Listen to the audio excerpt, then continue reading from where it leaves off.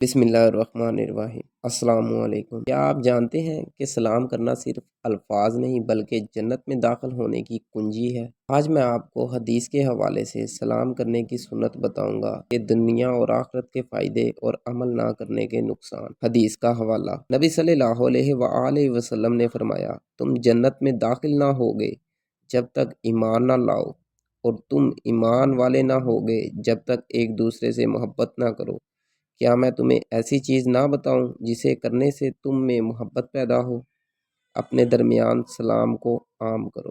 دنیاوی فائدے: سلام محبت اور بھائی چارے کو بڑھاتا ہے۔ سلام سے معاشرے میں اعتماد اور سکون پیدا ہوتا ہے۔ نفسیاتی طور پر سلام کرنے والا شخص مثبت تاثر دیتا ہے۔ آخرت کا فائدہ: یہ جنت میں داخلے کا ذریعہ ہے۔ اللہ کے ہاں سب سے محبوب عمل ہے۔ نبی صلی اللہ علیہ وآلہ وسلم کے قریب ہونے کا سبب ہے۔ اگر عمل نہ کریں تو نقصان: سلام نہ کرنے سے دلوں میں دوری اور نفرت بڑھتی ہے۔ تکبر اور انا غالب آتی ہے۔ سنت چھوڑنے سے ایمان کمزور ہوتا ہے۔ آج کسی سے سلام کریں، پھر دیکھیں دل میں کیا بدلا۔ اللہ ہمیں عمل کرنے کی توفیق دے، آمین۔